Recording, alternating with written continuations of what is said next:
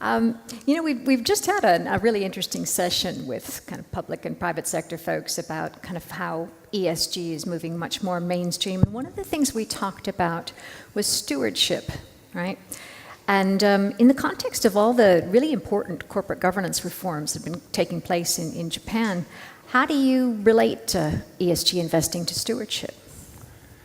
Well, thank you very much for your introduction. And also, I would like to say thank you for IIF for giving me opportunity to share my view and what the GPI has been trying to achieve. And so I'm very glad to be here. And for the people who never been to Japan, welcome.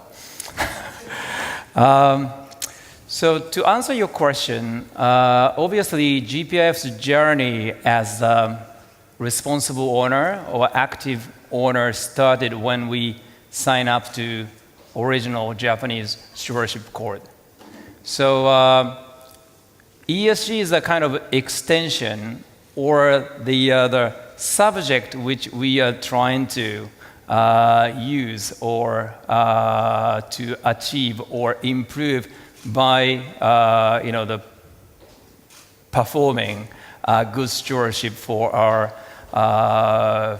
beneficiary. So for us, the stewardship is something like we have to be responsible, we have to be loyal to our beneficiaries, and ESG is something like one time it's actually used as a communication tool for us to promote our goal, which is to promote the long-termism and more like a universal responsibility, universal ownership. So it's a kind of related. But the stewardship responsibility just made us realize we need to be more active in promoting ESGs. You actually have, I think, probably single-handedly done quite a lot to promote this kind of thinking here in Japan. So it's wonderful to be able to have this conversation here today. Another issue when you're thinking about understanding both the risks and the opportunities that come from ESG factors and how they affect companies, it's all about disclosure, right? I mean, you can't understand and you can't make good investment decisions without good corporate disclosure about these risks. And we've been discussing the private sector-led Task Force on Climate-Related Financial Disclosures, or TCFD, and they've been working really hard, and in fact, a report just out on helping companies improve disclosure. So how do you think this is going? Well, I think that generally speaking, the GPIF trying to just be proactive to encourage Japanese corporation and also the other non-Japanese corporation in our portfolio to make more ESG information disclosed, so that the investor can make an informed decision.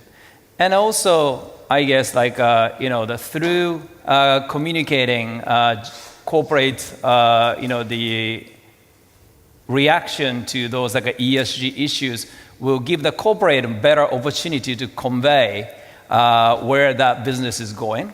So I think for both sides, we think the ESG or non-financial disclosure is very, very important.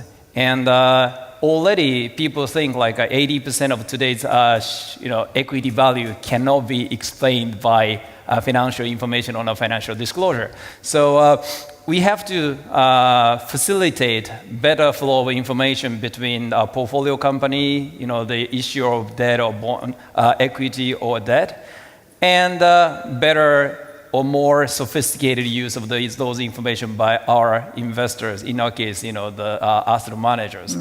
And when it comes to the climate, we think that TCFD is becoming most promising reporting framework to some extent because it is endorsed by FSB at the G20, and it gives a little more credibility than the sort of NGO is doing it. And the second is the TCFD recommendation is very high-level framework. So we believe that more than 100 different non-financial data disclosure standard or scheme has been proposed by different entities. Easy to manage, right? Yeah, but I think the TCFD will probably become the sort of core framework so that the other people can sort of attach the standard to the TCFD framework. So we have been promoting in our own market for the company and also the asset manager to adapt to TCFD recommendation. And you may be aware, I think as of today, Japan has more than 160 supporters, expressed their official support to TCFD recommendation. So we have created a very tremendous more momentum. than anywhere else in the world, right? I mean, doesn't Japan have the most signatories? I think so, here? yeah. It's really striking, and that happened quickly, right? All of a sudden. I think the last summer we had probably like a 20, 30. Yeah, how'd you do that? Well, I think the way we did that was we first approached the corporates and trying to tell them there's a benefit in adopting TCFD recommendation. The reason why is because historically, when we discuss the climate risk or carbon footprint with Japanese corporate, they quite often complained, the global investors, including Japanese investors as well, only take the carbon footprint of their final product into account. But the Japanese corporate thought their supply chain carbon management has been very efficient. So we try to convey the message together with METI. TCFD framework give Japanese corporate opportunity to prove their strength. And the second is... so they had to sign up. It was a matter of pride, right? Well, they just thought that, I think they believe in it. Yeah. And also, to some extent, at the beginning, financial regulator was sitting on the side, on the fence. And it's probably helped the corporate because sometimes they are afraid of the regulator make it the mandatory. So I think that Japan managed to create the sort of the momentum. The business community believed in the positive attributes of the TCFD, and the investor, which supported by GPIF's endorsement. And I think the people came to realize it's important. And this is one thing I discussed with Mark Carney several times. I mean, who will actually be play the key role to make the TCFD widespread and a commonly used time framework? And my idea at that time, 9 months ago, was it's going to be OEM. And if the Toyota says we were going to do a TCFD reporting, 2,000 supplier has to help them. Right? So I think the switching cost of the OEM is much more expensive than switching cost of banks or shareholders. So, so I think that Japan, the most of those the top of the supply chain decided to support the TCFD framework, and I think it's created a huge impact on their supply throughout their supply chain. Yeah, so it's a little bit more like a corporate driven than the financial sector driven. It's interesting. We had I think you were not here yet. We had a question in our last session about how non-European companies could catch up. It was interesting because the premise was that Europe's way out in front, but it's not always the case. There's been a lot going on here in Japan. Another question I think that is very difficult for the kind of growth of the sustainable finance field and ESG investment is around taxonomy. And of course, the European Union, among other jurisdictions, is very focused on this question. You've got the technical experts group coming out quite soon with their report. What's green? What's brown? How brown is it? How green is it? So, maybe they figure you can't regulate what you can't describe. So, do you have any advice for the taxonomy folks of the world? Well, I feel humble to give advice to the policymaker, but first of all, I wonder how many English native speakers ever use the taxonomy in their daily conversation. That's such a technical word. But my understanding of taxonomy is basically very, very clear framework or a criteria. And then I can understand why European Commission decided to do that, because even the GPIF speak to our asset manager why they are not become more active in sustainable investment or the green finance. I heard very often they said, there is a risk of the greenwashing, and there is a risk of ESG washing, and they are afraid of investing into some product, believing those are sustainable, but may not be. So that's why they try to work it out by, address that issue by providing the very, very strict framework. And I do appreciate their enthusiasm and also a lot of energy or resource they poured into the development of the taxonomy. But on the other hand, I feel a little bit concerned about, being too strict in a way. Because I was told that at one point, some of our ESG index probably will not be classified as a green index because it's not green enough. Ooh. And firstly, I don't mind, but it sounds like you call the sushi you eat yesterday in Los Angeles not the authentic sushi. I always tell my friend at the European Commission, probably the sushi you ate last night is not real sushi from my standard. But if we started telling everybody, that's not sushi, we wouldn't have created this like a global sushi phenomena. So sometimes being the other generous or more inclusive about the different standards sometimes create the better momentum. And even some of those index, including our own index, it may not be green enough to somebody's standard, but still greener than the original product. So I personally think too tight the taxonomy may not actually promote the momentum. But on the other hand, some of the professional, financial professional or asset manager has been using the lack of taxonomy as an excuse why they don't do it. They may feel forced to change their behavior. So I see the value, but also I'm a little bit concerned about, and I'm pretty much relaxed. I mean, anything greener than black, I accept it. Well, I think we would tend to agree with you. In letters we've written on taxonomy, we suggest they take a more international approach to sushi taxonomy and, accept the fact that sushi sometimes has to transition from being, brown sushi to green sushi. So that's very helpful. Thank you for that perspective there. When you think of ESG investing, people tend to think of it a little more in the context of equities, but ESG factors are a material source of risk and credit risk as well, right? So how should we look at incorporating them into fixed income investment? I know you've done some work on this with the World Bank. Yeah, well, we spoke to our fixed income managers, and we came to realize about 2 years ago, ESG has been much more widely and seriously used or accepted in the world of equity investment compared to the fixed income investment. So we needed to find a way whether it's relevant and also, if it's relevant, how we can approach it. So that's the background of GPF, the joint research with the World Bank Group, which started 2 years ago. The research is all about how to integrate ESG into the fixed income investment. And the report turned out saying, ESG factors should be regarded as a critical credit risk.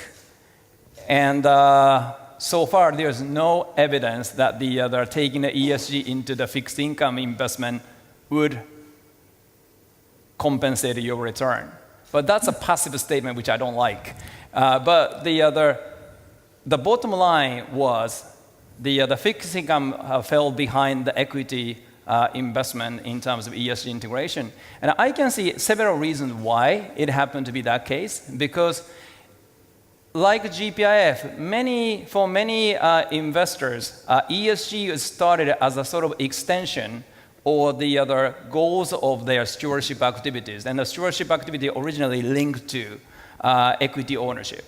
And the second is, I think this is what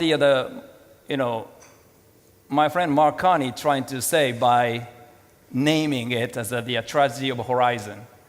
When you look at the pricing of the fixed income or bond, two critical factors to determine the price is one is the interest rate, and the second is credit rating. And a credit rating agency don't take ESG into their rating. And the reason why is it's totally understandable because the credit rating tend to, according to them, should represent the default probability. And if the average bond duration is 5 to 7 years, the probability that the climate risk will push that company into the default is very low. So that's exactly what the other tragedy horizon. That's what the Mark Carney used to describe the risk the banking system is facing as bank loan term is much shorter than the actual time horizon. Those risks materialize. So there's a tragedy of the horizon for ratings agencies as well. Huh? Yeah, well, tragedy horizon for the fixed income investment because it has a maturity all the time.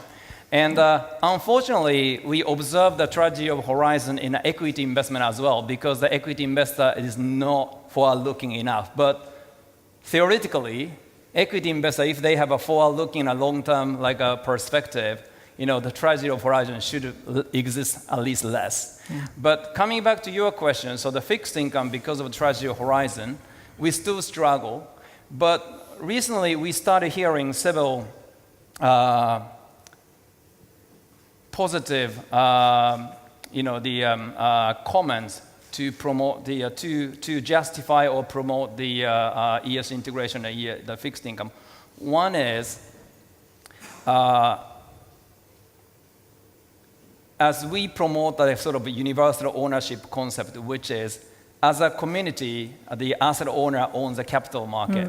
And the capital market is actually consists of the bond market, the equity market, and bond market actually accounts for a much bigger percentage of the total global capitalization. And if some of the corporate negative externality affect the bond or sovereigns like a fiscal situation for a long term, it should be calculated in capital somehow. And the other one is the PG&E case in California. Pacific Gas and Electric. Yeah, I heard from some asset managers who we give the fixed income mandate says, now looking at what happened to the PG&E, and even the other corporate bond investors should take the ESG risk into account. So I think this is not as simple or straightforward as the equity portfolio, how to integrate it, but we are getting more increasingly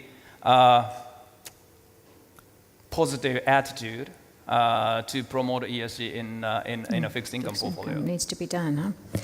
You mentioned universal ownership, and a firm as large as GPIF is clearly a universal owner of the market. And I think you're on record as saying something like, your GPIF's goal is not to generate excess return. So why is that? It's an interesting thing for you to say.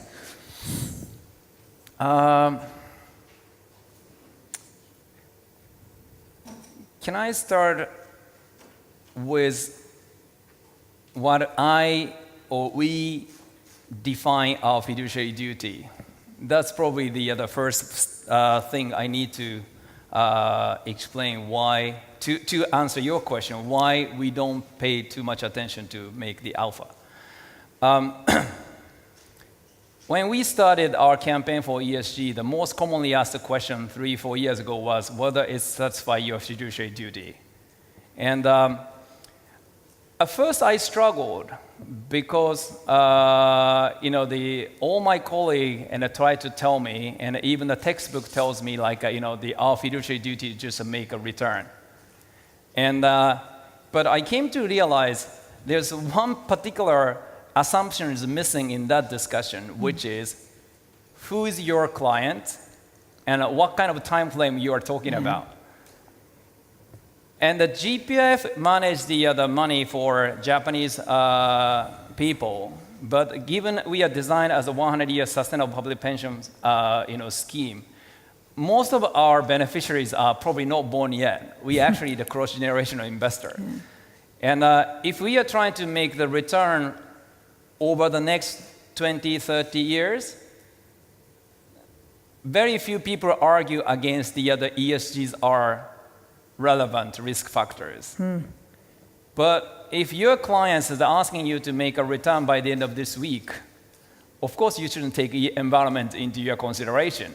So when you discuss the fiduciary duty or get into the fiduciary duty debate, you actually need to confirm at the beginning what kind of the customer base you are talking about, what kind of the time frame you are talking about. Without those concerns, like agreement, the debate over fiduciary duty goes something wrong or not gone anywhere. And that's one way to address our fiduciary duty. So people ask me, don't you think their fiduciary duty is to make a return? That's it. And I can answer two different ways. One is, yes, our fiduciary duty to make a return, but we have to make a return for long term. Yeah. And we just need to make sure that, for that time horizon, those are critical and relevant financial risk. So that's one way to answer that question. The other way to answer that question is probably a bit more interesting, which I have been challenging all our asset managers who ask me that question. The question is, how would you react or respond any of the CEO of any of your portfolio company tells you, my job is to pay you the dividend. I don't concern anything other than that. It's against my duty as a CEO to think about the social responsibilities or impact on the environment, those kind of things. And I think the people feel very uncomfortable. So my challenge to this industry, who actually just stick to the very, very narrowly defined the conventional fiduciary duty, definition, why wouldn't you apply that to yourself? I think the asset management industry has responsibility very similar to what we expect out of the portfolio company. Now the portfolio company CEO, their job is not only to make money, they have to be sensible or sensitive to those other issues. And I really cannot think of any excuse why asset owner or asset manager can say, our job is only to make money, I don't care how we make it. So there's two different ways to explain why we think how we address our fiduciary duty. And that's actually the basics we need to understand. And finally, coming back to your question, so the question is, the fiduciary duty can be only satisfied by delivering extra return, or delivering extra return is enough? That's actually a real question. And we actually came up with the concept of the universal ownership, which is the GPEF owns the capital market as a universal owner. And regardless of the size, at the end of the day, the other asset owner owns the capital market as well, together as an investor and asset owner community. And if you look back the history of investment, as far as GPF's portfolio is concerned, all the effort we made to make accumulate the alpha extra return always washed out when the market crashes. So my argument is, so I came up with I can present you two arguments why we care less about the extra return. Although we care about extra return when we select the managers, but I don't think delivering alpha is the only way, or not even sufficient to satisfy fiduciary duty. And GPF trying to just contribute to the whole capital market to make it more sustainable. That's probably the only way for us to make our portfolio sustainable at the end of the day. So that's the other thinking behind why we kind of downplay the alpha generation. But obviously, all the managers we hire, we demand them to make alpha. But holistically speaking, we just have to pay more attention to the, in a way, quality of beta. What's the quality of the capital market? And that's actually really critical. And I really cannot think of any asset owner who has ever built enough the alpha to compensate the loss they make in the financial crisis. It's really eloquent the way you've put it there, and it's almost you could see it as a risk-return argument, right? A Sharpe ratio sort of thing. You would rather have sort of moderate returns over 30 or 50 years than make huge profits now with the risk that your losses going forward in 15 or 20 years could be severe enough to wipe that out. Yeah, that's a really effective way of putting it.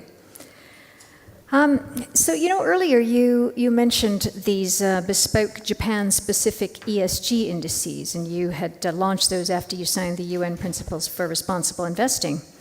And you have two more that are, I guess, focused on the environment. So what were your goals in launching these, and have they been received well? I think so. We do the survey across the Japanese listed companies. We send a survey annually to 2,000 topics listed, the Japanese corporations, ask them how they perceive GPIF's the investment into these ESG indices. And I think like 80% of the respondents said they take it positively. And we also asked them why they feel positive about the GPIF's investment in the ESG indices. We already put more than like $30 billion behind it. And the reason why they feel positive about GPIF investment into those ESG indices were we actually made it very clear two criteria in selecting those indices. So one is, it's got to be based upon positive screening rather than the negative screening. So we are trying to encourage the companies to improve ESG quality. And the second is we make methodology very clear. And coming back to your earlier question about the disclosure, we give a bonus point to the company who does better, voluntary ESG disclosure. So even if they have to disclose bad things, they get points for making the disclosure. We sense that when we started talking with the Japanese corporation about ESG disclosure, a lot of the company actually told us they felt they got penalized by disclosing those information because their competitor didn't.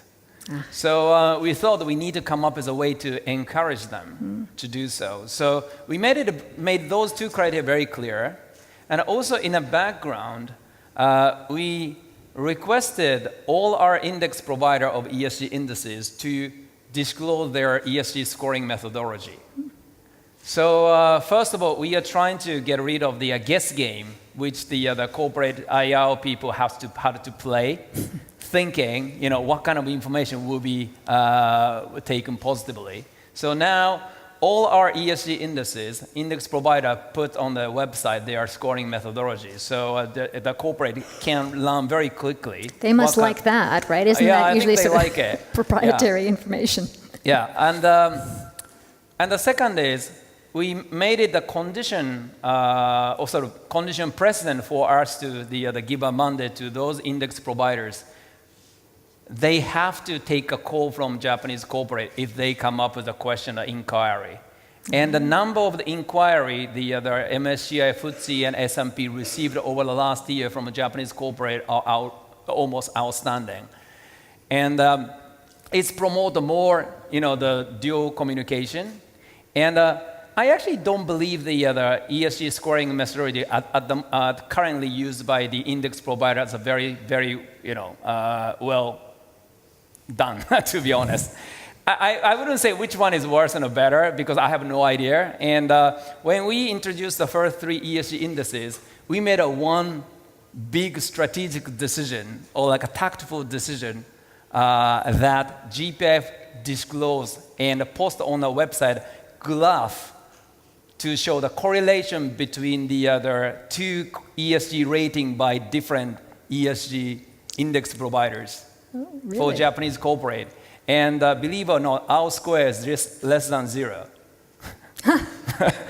Meaning it looks totally ad hoc and at random. our conventional approach is the public pension fund always under scrutiny by media and everybody else. My team kind of at the beginning kind of resisted to do that because we are afraid of the people come to us and said that GPF is making too much investment in the index. You are not sure whether they have a good quality or not. But instead, actually, we decided to do it because we wanted to send two messages. One, even your company's the ESG score today is terrible, it's not the end of the world because it may not be your fault. It may be like the analyst's fault. And the second is, I thought of there are two possible explanations why such a low the correlation remains. One is possibly sophistication of the ESG analysis is not there. And the second possible explanation was ESG information is not very comprehensive or consistent. So because that created confusion and the people ended up scoring the company differently. Yeah. So we just show that graph to convey that message. GPEC believes that we need to have better disclosure to give better chance that those analysts come up with the sophisticated analysis. And we are hoping that rating will converge. So all of those kind of things, I think it was very well received by Japanese corporates, and particularly among the big corporation, they have been almost universally positive. And the other thing I was very pleased to know was we asked another question in a survey asking, GPF's investment in these ESG index affected the way you run your business? And more than half of the corporate responded, yes, they did. And we asked how, and the answer I liked the best was, now their executives take it as their business or strategic matter instead of corporate social responsibility matter. So it was also proven by the fact that the MSCI told us before this ESG index, they still had received several inquiries from Japanese corporates, but all of the inquiry came from the CSR or IR department. Now they receive inquiry from the CEO office or strategic planning department. And that's really changed the way mindset, they think about these issues. Yeah. And those actually, I'm proud, we achieved something. And the other, the way to ask me that question is, how did it perform? Exactly. We designed the ESG indices not to lose to the benchmark. But as I have been talking over the last 20 minutes, whole purpose about ESG investment is not to beat the market, but to make the market more sustainable or high quality. So that's why I'm not disappointed it didn't beat the market. So far, it has been pretty positive, but that's not our main goal of those investment. But I understand that we are investment professional, and if those index terribly underperform benchmark, we got a lot of pushback. So that's why we designed very seriously not to underperform the benchmark, but the overperforming is not the primary purpose of those investments. You would rather have the rising tide float all the boats. Yeah, I mean, a lot of people even suggested we shouldn't ask the index provider to disclose the methodology because it will reduce the chance of overperformance. So we actually set ourselves to underperform the benchmark by disclosing those methodologies. So I think those will some of the evidences that the GPIF's goal of those investment is not to be the market like the conventional the wisdom of the asset management industry tells us. So let me ask you a little bit about how you manage things. And you've outsourced a lot of GPIF's equity investments and the proxy voting. And so how do you engage with your external managers? And maybe you could talk a little bit about the compensation structure as well. Sure.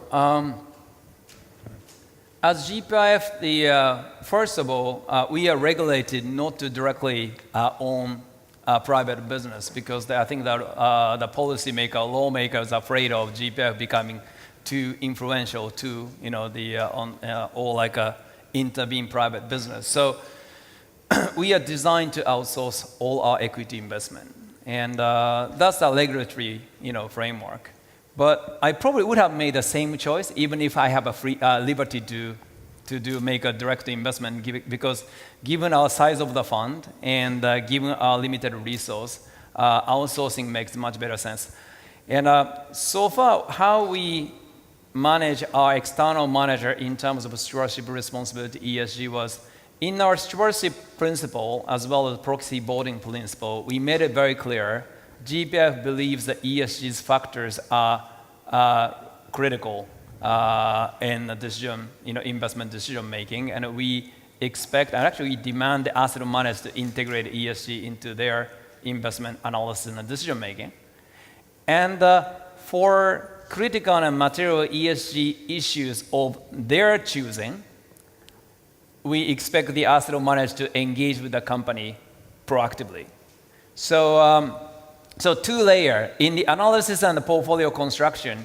We expect the asset managers to integrate ESG into the analysis and the portfolio, decision making, and engagement activities. We think that ESGs are topic of their engagement because it will promote more like a long-term, the oriented conversation. So what we have been doing is, on one hand, we monitor asset manager the way they integrate ESG. We don't make a judgment which way it will be better because, to be honest, I'm not that knowledgeable or we don't have a track record to judge which way is better. So we just check whether they are doing it. And the second is on the engagement. We ask the asset manager at the beginning, which do you think are critical ESG factors, and we hold them accountable. So particularly some of the passive managers, we actually got into the new type of contract, which actually we pay extra layer of fee for their stewardship activities. And for those managers, they tell us in advance which companies or which topic they want to discuss. And we don't intervene their judgment. They decide to protect our long-term sustainable portfolio, what they think are critical, the topics for them to engage, and we hold them accountable to do it. So they kind of set their own targets and hurdles, Yeah. and you just hold them accountable for doing that. Yeah. Interesting. And you've done some shifting toward more performance-based fees. Is that Well, active, yes. for the active Yeah, managers? well, we now have a very clear expectation both from the passive and active. Active, first of all, they are hired to deliver alpha. So we came up with a new fee structure which they only paid as high, as much fee as passive manager of the same benchmark receives until they start delivering alpha. So very simple. And but for the passive managers, they are not required to make an active investment decision, but they are required to behave as an active owner. So now we tell the passive managers, the managing a portfolio passively, to be honest, I think it should be automated. But if they still want to use a human, feel free. But I think it should be automated. And only the area that we see the real value add from passive manager is acting as the active owner by satisfying, by delivering their stewardship activities. So wait, going back to your directions to your passive managers, you want them sort of robo-stewardship, right? So if you can have robots do the passive management, then they ought to be able to handle it's not it's a human stewardship and robo portfolio management, probably the ideal combination. I was looking forward to robo-stewardship, Well, we can talk about it later. But I think the coming back to your question on the fee, when we introduced the new fee structure, unfortunately, even the industry journal only made a headline about the now GPIF is paying the as low as passive fee to the active managers, and GPIF give a very aggressive performance participation, which is true. But that's only one aspect of our fee proposal. We also propose as a package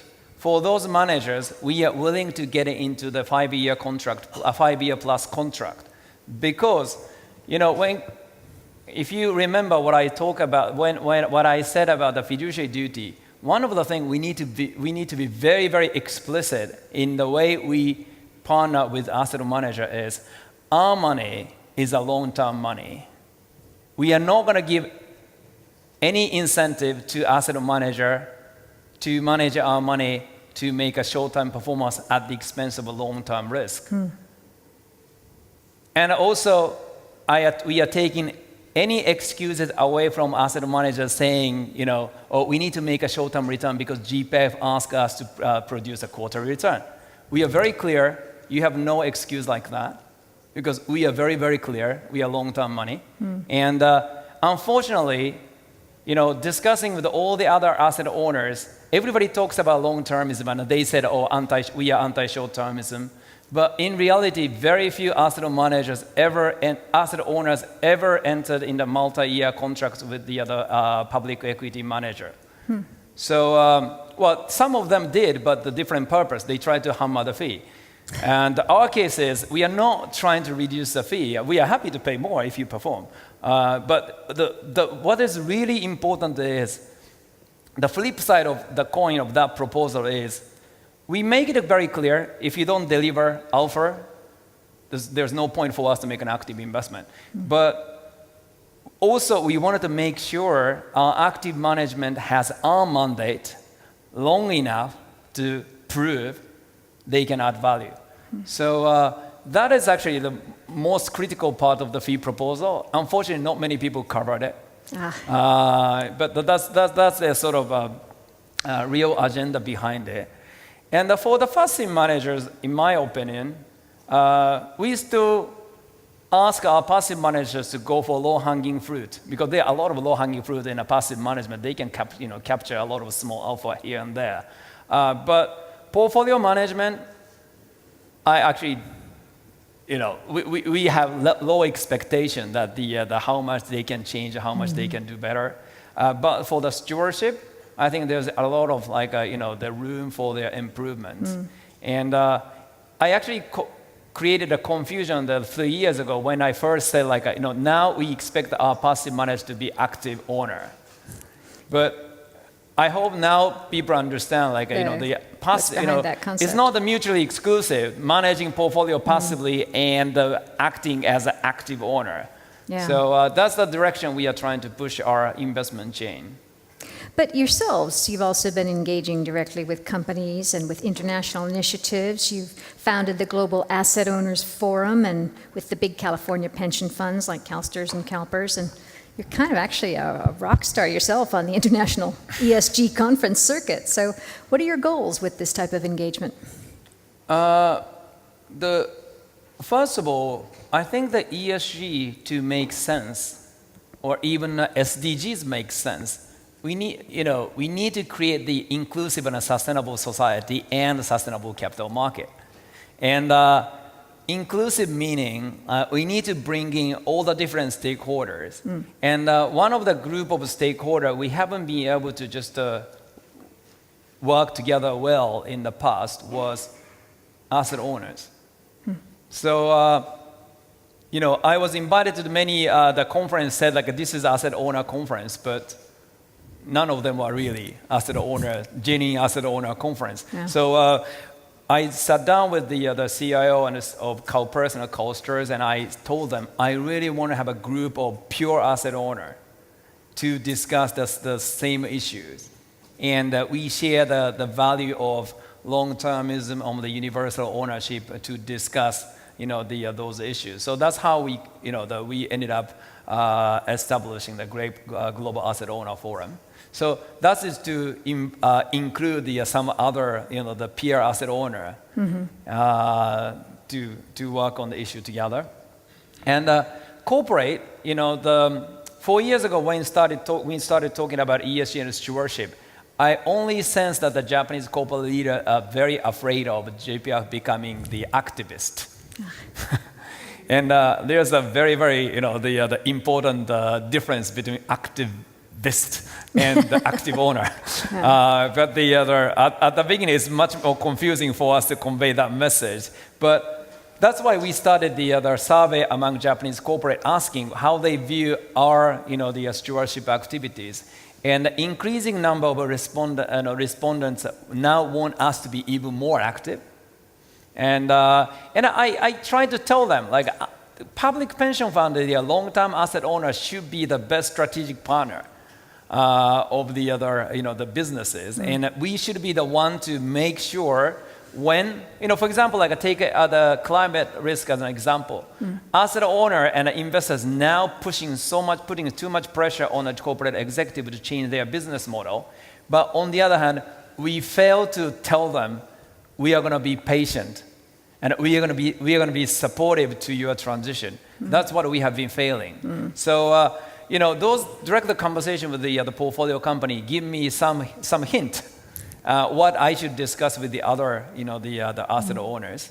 So all those kind of things is kind of giving us a bit more input so that we can create the new business model. We give a little bit more confidence because most of the things I talked about, I'm sure a lot of people found it unconventional. We need to have a little bit support and more confidence to push this unconventional business model. But I believe that if no asset owner join this camp, we can make our investment chain more sustainable and more inclusive. And that's our ultimate goal. So I just want to say one thing. I mean, I never enjoyed the rock star type of like a treatment in this industry. I mean, being in a high profile doesn't come with a very pleasant experience. But not so much in terms of pleasure or like that you're some sort of diva or something, but that for one man and one company, you've brought about a lot of change, I guess is what I would say. So in that sense, kind of rock star behavior, maybe, in the most positive of ways. And that really brings me to our last question, which is having climbed these mountains and done this work, what's next? What's next on your agenda? Well, I think we have been focusing on several the issues or several investment theses, like integrating ESG into the fixed income portfolio is one big agenda for ourselves. So this year we spend more and more resource on finding out the way to do that. And if there are asset manager of GPIF is in this room, you'll be asked how you think we should work together to achieve that. And we have started promoting the green bond, the portfolio. And there's a lot of things we have to solve technically to make the green bond as a mainstream investment. And but all of those should add up to the asset owners and asset managers and the portfolio companies just agree on we need a healthy competition. So the asset managers should compete against each other to remain in a business, and a corporate should do the same. But also we need to have the agreement. We just are trying to work together to make the whole system more sustainable and inclusive. Otherwise, we'll face a big situation. So we are about to start another research initiative to find out a way to link the SDGs and the ESGs. SDGs is, I think many of you are surprised at how many of the Japanese, the middle-aged men are wearing this pin. Yeah. And this is meant to be sustainable development goals, but now a lot of people think it's a senior development goals. but all these kind of like they go together, don't they? Yeah, but that's probably one big objective. Like if the society decided to go into that direction, I mean, how we can make the best investment out of it. And for me, making the best investment doesn't mean to make a short-term excess return, but also to make the capital market or quality of better, and the sustainable for the long term. So, sorry, I couldn't answer your last question very beautifully, but there are a lot of things going on at the GPIF, and we have only 130 people, and so the collaboration and partnership with the asset managers and the regulators. I see the guy from FSA, and Chief Sustainable Finance Officer, and also the corporates. We definitely need to work together, and GPIF needs your input. I disagree. I think that's a very effective answer, and I personally feel much better informed. I'm sure the audience does as well. And it's also a nice optimistic note to go out on, and a timely message for the G20 here. So thank you so much for sharing your time with us. Thank you very much. Thank you. Thank you.